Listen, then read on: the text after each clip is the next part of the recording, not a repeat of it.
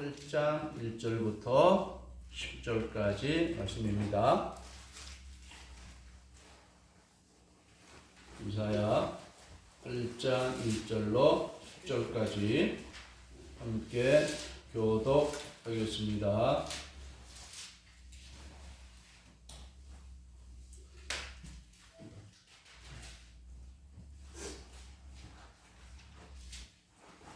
여호와께서 내게 이르시되 너는 큰 서판을 가지고 그 위에 통영 문자로 마헬살랄 하스바스라 쓰라. 내가 진실을 지닌 제사장 우리와 여베의 아들 스가랴를 불러 지간에 하리라 하시더니 내가 내 아내를 가까이 하매 그가 임신하여 아들을 낳은지라. 여호와께서 내게 이르시되 그의 이름을 마헬살랄 하스바스라 하라. 이는 이 아이가 내 아빠 내 엄마라 묻기 전에 전해석의 세상과 사마리아의 노량물이 아수르 왕 앞에서 비교적 것이라 하시니라.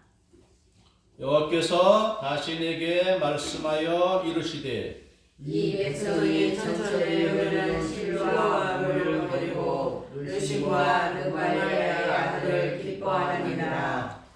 그러므로 주 내가 흉용하고 창일한 큰 나스 곧 아스로 왕과 그의 모든 위력으로 그들을 덮을 것이라. 그 모든 골짜기 차고 모든 언덕에 넘쳐 흘러 유다에 들어와서 가득하여 목에까지 미치리라. 임마누엘이여 그가 펴는 날개가 내 땅에 가득하리라 하셨느니라. 너희 민족들아 함성을 질러보아라. 그러나 끝내 패망하리라. 너희 먼 나라 백성들아 들을지니라. 너희 허리를 동이라. 그러나 끝내 패망하리라. 너희 허리에 띠를 띠라. 그러나 끝내 패망하리라. 너희는 함께 계획하라. 그러나 끝내 이루지 못하리라. 말을 해 보아라. 끝내 시행되지 못하리라. 이는 하나님이 우리와 함께 계심이니라. 아멘. 아멘. 오늘 말씀의 제목은 역사의 주관자 하나님입니다. 이 이사야서는 해석하기가 쉽지가 않습니다. 그래서 저는 그동안 이사야서 설교를 거의 안 했는데 그렇다고 해서 언제까지나 안 할 수는 없고 이사야서를 붙들고 씨름하고 있습니다. 이 말씀의 뜻이 뭔가, 이 말씀이 우리에게 주시는 그 의미가 무엇인가 씨름하면서 해석하고 있습니다. 이 예배의 시간이 임박하기까지 하나님 이 말씀의 뜻이 뭐죠? 그렇게 묻기도 합니다. 오늘 하나님이 선지자에게 나타나서 말씀을 합니다. 명령을 합니다. 너는 큰 서판을 가지고 그 위에 통영 문자로 마헬살랄 하스바스라 쓰라 그랬습니다. 서판이는 뭐 이렇게 글씨를 쓰는 판을 말하죠. 오늘 우리들에게는 노트가 있고 뭐 크게 글자를 쓴다면 스케치북 같은 데다 이렇게 쓰겠죠. 그것을 말합니다. 그래서 어떤 주석가는 이 서판이라는 것이 청동으로 만들어진 구리판 같은 것으로서 거기다가 뭐 매직 같은 그런 유성적인 어떤 것으로 쓰라는 것으로 이렇게 이해를 하는 사람이 있고 또 어떤 성경에 보면 큰 종이 위에다 써라 이렇게 번역을 한 성경도 있어요. 우리 같은 도회에 있던 허성가 목사님이 직접 이 성경을 히브리어에서 한글로 해석한 번역한 목사님 계신데 그 직역 성경을 보면 큰 종이라고 되어 있어요. 그래서 어떤 정확한 거는 잘 모르겠지만 아무튼 큰 글씨로 통영 문자라고 하는 것은 일반적인 문자라는 얘기죠. 누구나 다 알아들을 수 있는 그런 문자로 마헬 살랄 하스바스라 그랬습니다. 뜻이 뭐냐면 마헬이란 신속하게라는 뜻이고 살랄은 약탈물, 약탈물이라는 뜻입니다.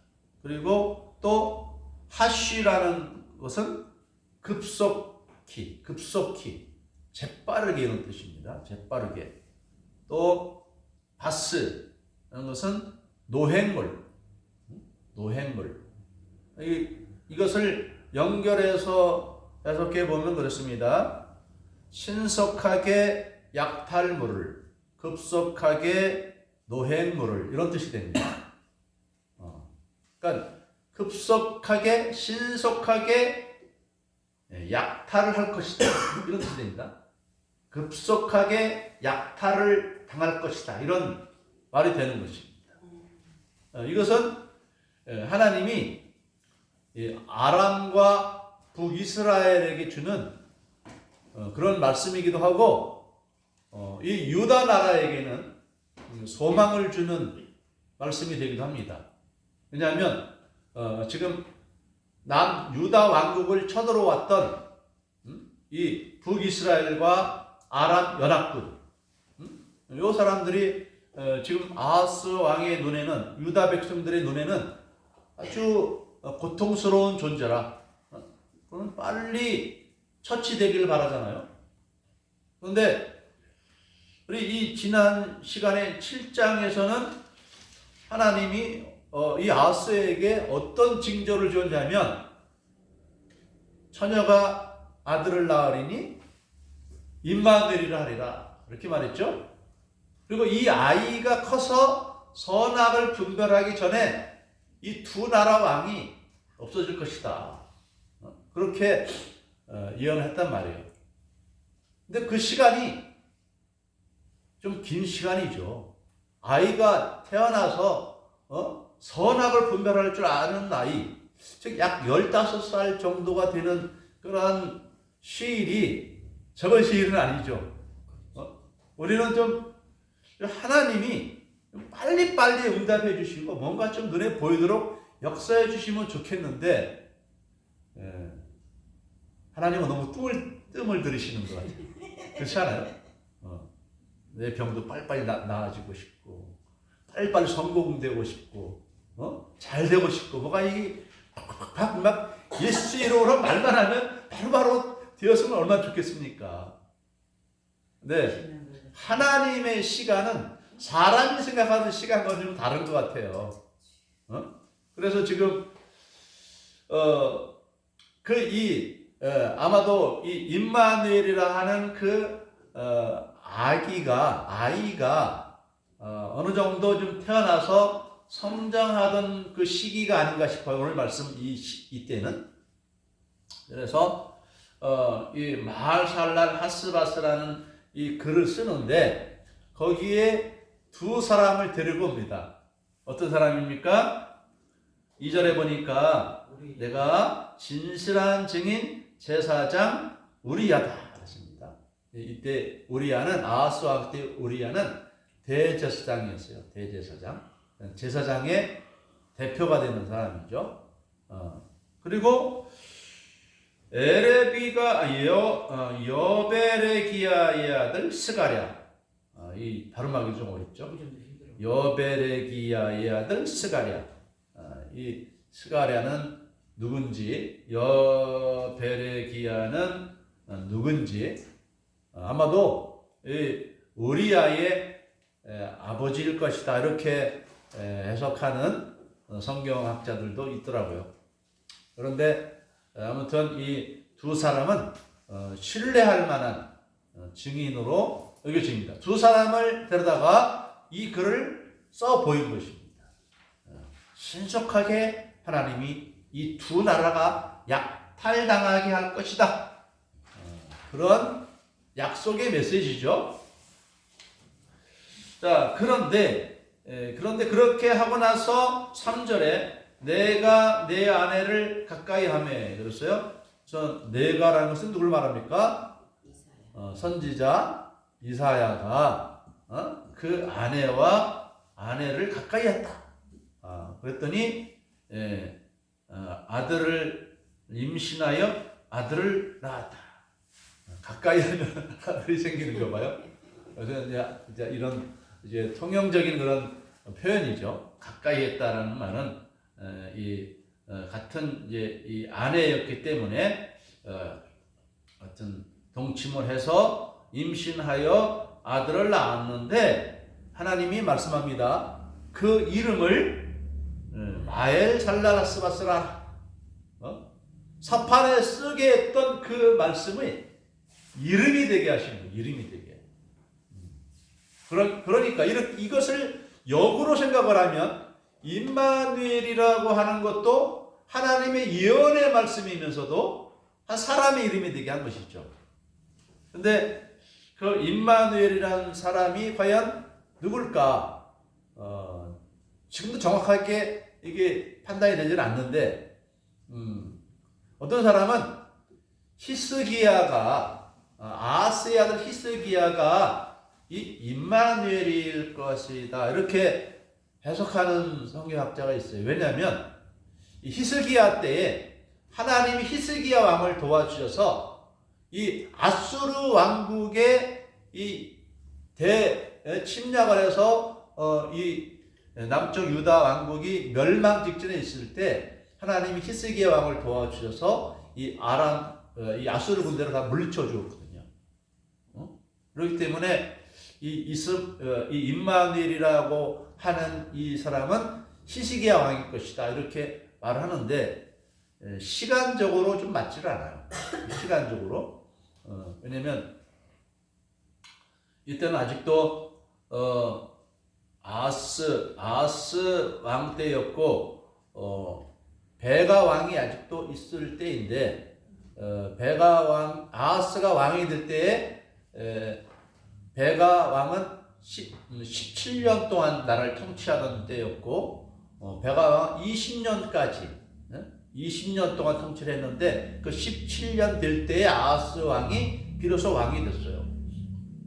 그래서 이 베가 왕이 사라지는 시간이 이 아하스 왕 때로부터 3년밖에 없는데 그동안에 아기를 낳아서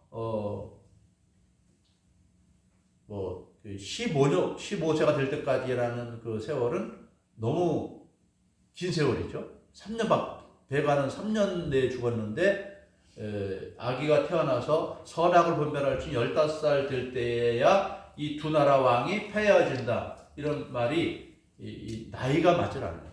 그래서 히스기야는 아닐 것 같고 여기에서 선지자 이사야가 자기 아내를 가까이 하니까 누가 태어났다? 마을살랄하스바스가 태어난 것처럼 임마누엘도 큰아들을 말하는 것이 아닌가 이렇게 여겨집니다. 그래서 제가 오늘 주보에 그림을 떠왔는데 이 그림을 이렇게 보면 이제 마을살랄하스바스라고 쓰는 모습이 나오죠. 주보 그림에.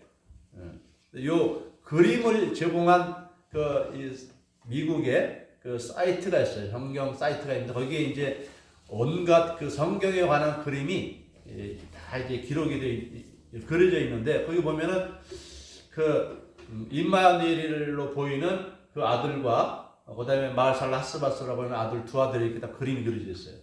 그런 걸 보면은 그 성경학자도 아마도 이 임마누엘은 이 선지자 이사야의 큰 아들을 의미하는 것이 아닐까 그렇게 얘기죠. 아무튼 이제 좀 더 이제 해석해 보면 4절에서 이는 이 아이가 내 아빠 내 엄마라 부를 줄 알기 전에 다메섹의 제물과 사마리아의 노량물이 아수르 왕 앞에 옮겨질 것임이라 하시니라 그랬습니다. 그러니까 이 아이가 엄마 아빠라고 부르려면은 몇 살 정도가 돼야 됩니까? 3살이요. 요즘에 보니까 3살 정도면 어린아이, 말을 빨리 하는 아이들은 말 잘하더라고요. 2살 정도만 돼도 엄마 아빠는 부를 수 있을 것 같아요. 2살만 돼도 이제 말이 좀 어눌하지만 뭐 엄마 아빠 정도는 할 수 있을 걸 봐요. 그러니까 이 아기가 지금 태어나서 이제 한 뭐 2살, 많아봤자 3살, 예? 그러니까 3년 이내에 이 다메섹은 아람 나라입니다. 아람 나라. 그리고 사마리아는 북이스라엘. 이 두 나라가 이 남쪽 유다 왕국을 무너뜨리려고 쳐들어왔었잖아요. 그런데 이 나라들의 재물이 다 아스루 왕 앞으로 옮겨질 것이라 이렇게 예언을 한 것입니다.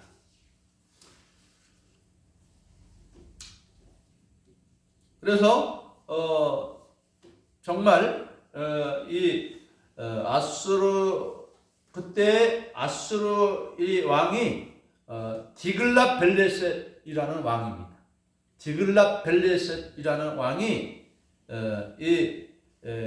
정말로 이 두 나라에 와서 이 두 나라들을 멸망시킵니다. 그런데 지난주 7장에서도 말한 바와 같이 아람의 새 내온 삭도라는 말도 있었죠. 새 내온 삭도가 머리털과 발털을 깎을 것이요 이렇게 했는데 이 말과 같이 연결되는 것입니다. 그래서 이 아수르 나라 디글랏 빌레스 왕이 군대를 이끌고 와서 이 두 나라를 멸망시켰다는 말씀 열왕기하 15장 29절에 있습니다. 이스라엘 왕 베가 때에 아수르 왕 디글랏 빌레셋이 와서 이온과 아벨렉과 마가와 야노와와 게데스와 하솔과 길르앗과 갈릴리 온 땅을 점령하고 그 백성을 사로잡아 아수르로 옮겼더라. 열왕기하 15장 29절에 이 말씀이 이렇게 되어 있습니다. 하나님이 선지자 이사야에게 예언하신 대로 그대로 이 말씀이 적용된 것입니다. 자, 그런데 5절에 보면 여호와께서 다시 내게 말씀하여 이르시되 이렇게 말합니다. 다시 내게 다시 또다시 이사야에게 하나님이 나타나서 말씀하신 것이죠. 이 시간 차이가 얼마나 되는지 모르겠어요. 이 북이스라엘이 멸망되었을 때를 의미하는 것으로도 여겨집니다. 뭐라고 하냐면 6절에 보면 이 백성이 천천히 흐르는 실로와 물을 버리고 르신과 르말리아의 아들을 기뻐하느니라. 여기서 천천히 흐르는 실로와 물이다 되어 있는데 그 예루살렘 성이 산에 있죠. 시온이라는 산에 예루살렘 성이 있는데 그 시온산 골짜기로 흐르는 시냇물이 있어요. 시냇물. 이렇게 시냇물이 큰 시냇물이 아니고 쫄쫄 흐르는 그러나 결코 작지는 않은 몇백 명, 몇천 명이 먹을 수 있는 그러한 수자원이 되는 물이 있어요. 이것이 바로 실로아라는 물인데 나중에 이 아수르 왕의 아들 히스기야가 왕이 됐을 때에 이 실로아 물을 이 예루살렘 성 안으로 끌어들이는 공사를 했습니다. 그래서 아래로 흘러가 버리면 그 물을 먹을 수가 없는데 그 물을 지하 터널로 해가지고 아래에 실로암 연못이 있죠. 예수님이 실로암 연못에 가서 내 눈을 씻으라 했을 때에 그 실로암 연못까지 이르는 그 지하 수로관을 만들었어요. 그런 시냇물입니다. 실로아 시냇물. 천천히 흐르는 실로아 물. 이것과 비교가 되는 것이 바로 7절이죠. 7절. 주 내가 흉룡하고 창일한 큰 하수 아스루 왕과 그랬죠. 즉 이스라엘 나라는 실로아처럼 작은 나라, 작은 쫄쫄쫄 흐르는 시냇물과 같은 것이고, 아수르 나라는 큰 나라라. 그냥 뭐 큰 물줄기가 강을 이루어서 콸콸콸콸 흐르는 그런 강과 같다. 아마 인구가 유다 나라는 작고 아수르 나라는 인구가 많기 때문에 군대도 그냥 뭐 군대를 몰고 오면 어마어마한 것이죠. 그래서 우리나라 대한민국하고 중국하고 과거에 전쟁을 하면 어떻습니까? 그냥 막 이 중국에서 막 몇십만, 백만 대군이 막 몰려오는데 우리나라는 군대가 기껏해야 몇만 명, 5만 명, 많으면 10만 명. 그러니까 이 중국하고 전쟁을 하면 이기기가 어려운 거예요. 그런데도 이긴 적이 있죠. 을지문덕 장군이 그래서 이겼잖아요. 그래서 우리가 을지문덕 강강찬 우리가 칭송을 하는데, 그렇게 비교되는 것입니다. 이스라엘과 아람은 쫄쫄 흐르는 그 시냇물처럼 인구도 얼마 없어요. 그러나 아람은 큰 하수물처럼 인구가 많고 군대가 엄청나게 많은 거예요. 자, 그런데 6절에 이 백성이 천천히 흐르는 실로와 물을 버리고 르신과 르말리아의 아들을 기뻐하느니라 그랬어요. 아니 미워한다더니 또는 기뻐한다 그러는데, 그래서 이 나라를 기뻐하는 것이 아니라 이 두 나라가 아람 나라에 의해서 멸망되는 것을 보고 즐거워한 것이죠. 그러면서 하나님보다 이 아수르를 더 의지하는 이런 상황이 이루어진 것이죠. 그래서 이 아하스 왕이 디글랏 빌레셀 이 아수르 왕이 두 나라를 쳐서 점령했잖아요. 그러니까 이제 이 아하스 왕이 찾아가서 그 디글랏 빌레셀을 아련하고 감사하고, 그 다음에는 어떻게 하냐면 그 다메섹에 있는 이 제단을 보고 신전을 보고 자기 이스라엘의 신전을 그렇게 또 수정한 겁니다. 그래서 이방 신전에 있는 그런 물건들이 예루살렘 성전으로 들어오도록 이렇게 한 것이 바로 이 아하스 왕. 하나님보다도 아수르 군대를 의지하고 더 커 보이는 다메섹의 신전의 그 위용을 본받으려고 했던 이 아하스 왕. 그래서 7절에 그러므로 내가 주 하나님을 말하죠. 하나님이 흉룡하고 창일한 큰 나수 곧 아스르 왕과 그의 모든 위력으로 그들을 뒤덮을 것이요 그 모든 골짜기에 차고 언덕에 넘치리라 그랬습니다. 즉 큰 군대를 이끌고 와서 이제 유다 나라를 다 점령해 버릴 것이다, 이런 말입니다. 그래서 또 8절에 흘러 유다에 돌아와서 가득하여 목에까지 미치리라 그랬습니다. 이 말은 무슨 말입니까?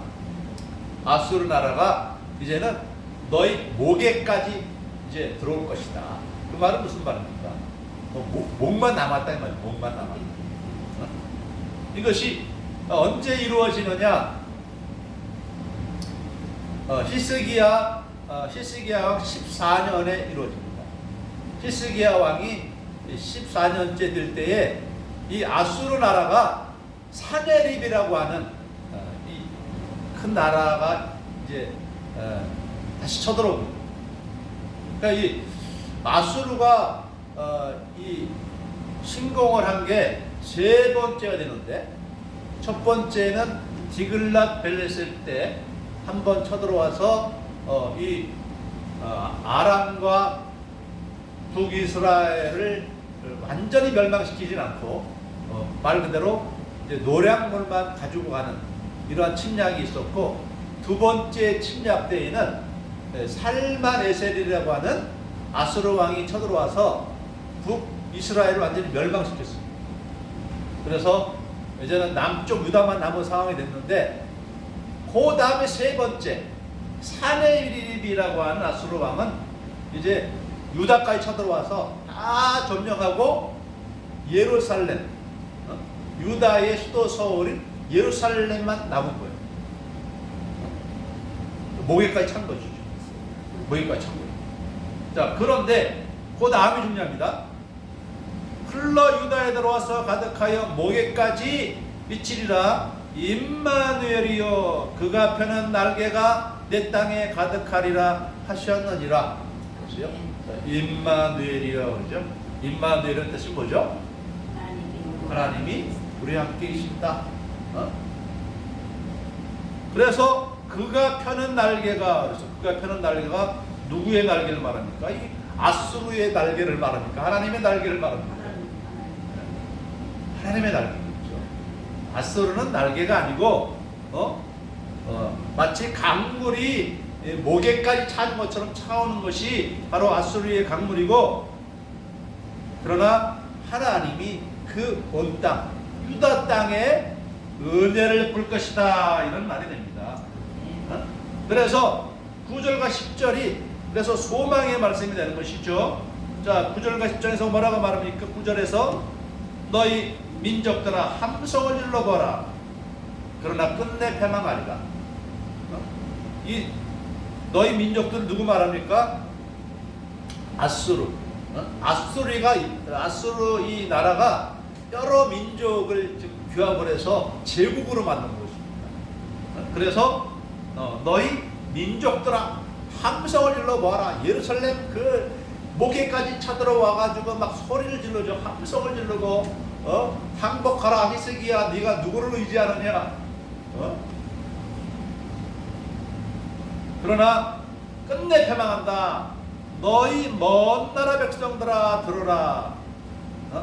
너희 허리를 동여봐라. 허리를 바짝 동여보고, 아직도 저렇게 이 예루살렘 성이 함락이 안 되는데 더 열심히 공격을 해보자 하는 것이 허리를 동여봐라 이 말이죠. 그러나 어떻게 됩니까? 그러나 끝내 패망하리라. 너희 허리띠를 띠라. 그러나 끝내 패망하리라. 끝내 패망하리라는 말이 몇 번 나옵니까? 3번이나 나오죠. 3번. 그죠? 3번. 그 다음에 10절에도 말합니다. 너희는 함께 계획하라. 그러나 끝내 이루지 못하리라. 이 말은 무슨 말입니까? 이게 아수르가 이스라엘을, 유다를 쳐들어와서 예루살렘을 포위하고 거의 오랫동안 포위하고 있었던 것이죠. 그래서 막 이렇게도 해보고 저렇게도 해보고 하는 것을 말합니다. 이 사내들이 히스기야하고 그냥 항복을 안 하니까 막 편지도 써보고 막 협박하는 편지도 써보고 그 부하를 통해서 하나님의 이름을 막 모독도 하고 하는 이러한 막 조롱도 하고 막 그랬어요. 이렇게 저렇게 이 남쪽 유다 왕국을 넘어뜨리려고 아무리 이렇게 계획하고 저렇게 계획을 해도 끝내 이루지 못하리라. 말을 해보아라. 끝내 시행되지 못하리라. 그 이는 하나님이 우리와 함께 계심이니라. 하나님이 함께 하시면 아무리 이 어마어마한 홍수와 같이 밀려드는 그런 아수르 군대라 할지라도 남쪽 유다를 작은 실로암 물가 같이 작은 요 나라를 멸망시키지 못한다는 말씀입니다. 이것이 하나님의 능력이죠. 그래서 우리가 하나님 믿는 것입니다. 우리가 믿는 하나님 어찌 보면은 아무것도 아닌 것처럼 보이잖아요. 실로암 물처럼 하나님의 능력이 우리 눈에 확실하게 안 보여요.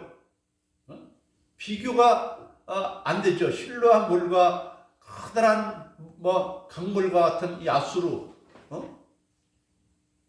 그렇지만 우리 하나님이 우리 눈에 안 보이고 능력이 없어 보이고 뭐 우리 하나님의 교회 작은데 무슨 큰일을 이루겠습니까?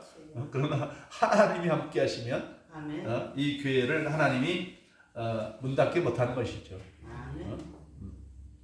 우리의 인생도 마찬가지입니다. 하나님은 국가와 한 개인의 운명도 그렇게 주관하여 주십니다. 아멘. 그래서 우리가 창세기부터 요한계시까지 보면은 특별히 우리는 뭐 창세기에서도 보면은 아주 작은 한 사람 아브라함을 통해서 나중에는 이스라엘이라고 하는 민족 국가로 하나님을 섬기게 하잖아요. 그러나 또 한 민족 국가인 이스라엘이 얼마나 작습니까? 이 세상에서는. 그러나 이 이스라엘을 통해서 이루어진 하나님의 이 복음이 온 세상을 덮고 있잖아요. 아멘. 온 세계에 하나님의 복음이 증거되어지고 교회가 없는 것이 없도록 온 세계 기독교 인구가 얼마나 많이 있습니까? 이 대한민국만 해도 지금 교회가 얼마나 될까요? 교회가 너무 많아요. 엄청나게 많습니다. 5만 개 정도 될 거랍니다. 5만 개 정도는. 동네마다 교회 없는 지역이 없는 그런 동네가 어디 있습니까? 시골 마을에도 다 교회가 있어요. 시골 마을에도. 한 개 이상은 다 있어요. 이것이 하나님의 능력입니다. 그래서 우리 오늘 말씀의 제목이 무엇입니까? 어제 제목 뭐죠? 역사의 주관자이신 하나님. 국가의 운명, 각 개개인의 운명을 누가 주관하시느냐? 하나님이 주관하시는 것입니다. 아멘. 지금 우리 좀 온 세계가 지금 어떻습니까? 막 트럼프가 호령을 해서 정말 작은 나라들은 막 거기에 벌벌벌 떨고 있잖아요. 과연 세상이 트럼프가 원하는 대로 이루어질지. 또 우리나라도 자꾸 야당은 어쩌든지 자기네가 조건을 잡으려고 하고 있고 여당은 안 뺏기려고 막 하고 있고 지금 막 대치주의 상이잖아요. 과연 이 나라가 어떻게 될지, 또 우리의 각 개개인의 운명은 어떻게 될지 우리는 그 미래를 알 수가 없습니다. 하나님이 어떻게 이끌어 가실지 우리는 알 수가 없어요. 그러나 세상은 어찌 변하든지 우리가 임마누엘의 삶을 살아가는 것이 중요합니다. 아멘. 하나님이 우리와 함께 계실 때 하나님 우리 편에 되어 주시는 것입니다. 아멘. 그래서 하나님은 어느 누가 이 나라를 정권을 잡아도 하나님은 이 나라를 복되게 해 주실 줄 믿습니다. 아멘. 지금 이 현대까지 하나님께서 이 나라를 얼마나 이렇게 세워주셨습니까? 6.25 이후로 이 나라는 최빈국에서 지금 선진대국이 되어서 지금 만 세계에 많은 영향력을 미치고 있지 않습니까? 그리고 또 최근에는 또 K-컬처라고 해서 우리 한류가 또 세계를 휩쓸고 있어요. 뭐 음악을 비롯해서 뭐 화장품, 뭐 의류, 심지어는 막 이 탱크까지 이 한류가 세계를 덮고 있고, 또 K-푸드라고 해서 음식, 우리나라 음식도 있죠. 또 우리나라 언어, 한국어가 아주 굉장히 과학적인 언어 아니에요. 그냥 머리가 웬만한 있는 사람이면 알파벳 가나다라 이거 기억력이 돼서 24자밖에 28자인가요? 그거밖에 안 되기 때문에 그거 다 외우면 금방 말을 읽을 수가 있어요. 금방 하루면 우리 그 한글을 줄줄줄 읽을 수 있어요. 그 정도로 우리 한글은 아주 뛰어난 한글이기 때문에 문자가 없는 나라들에서는 이 한글을 채용하는 경우도 많고, 심지어는 일본 사람들도 막 한글을 배우고자 하는 사람들도 많이 있다고 합니다. 중요한 것은 이 대한민국이 그동안에 이 일제와 6.25 이후의 가난과 참 어려운 삭막한 이런 상황 속에서 우리나라에 많은 사람들이 주님께로 돌아온 거예요. 아멘. 그렇게 복음을 잘 듣고 나 예수 믿겠다고 하나님 믿겠다고 하는 사람들이 너무나도 많아졌어요. 그런데 문제는 요즘엔 또 그렇지 않다는 것이죠. 요즘은 웬만큼 전도해도 전도가 안 통하는 시대가 됐어요. 왜냐면 이단들도 너무 많았어. 전도를 누가 더 많이 하느냐? 이단이 더 열심히 해요. 거리 한번 쭉 다녀보세요. 물론 기독교 교회 일반 교회에서 전도를 많이 하지만 이단들이 더 전도를 많이 하고, 저도 우리 이웃교회 목사님하고 한 3년 5년 정도를 이렇게 돌아다니며 전도를 했는데 한 사람도 전도 못했어요. 그게 안 돼요. 그래서 요즘에는 이제 말로 전도지 해가지고 전도가 되지 않는 굉장히 사람들의 마음이 닫혀져 있어요. 우리 6.25 전후에는 마음이 가난하니까 뭐라도 하나 지푸라기도 붙드는 심정으로 교회에 왔어요. 근데 지금은 이제 어때요? 경제적으로도 많이 부유해지니까 그렇게 급할 거 없어요. 외로워도 병들어도 병원에 가면 되고, 외로우면 무슨 어디 놀러 다니면 되고, 사람 만나러 다니면 되고, 아니면 컴퓨터 게임하면 되고, 뭐 외로울 틈이 없어요. 그러다 보니까 사람의 마음이 좀 더 닫혀지는 상태에 있는데,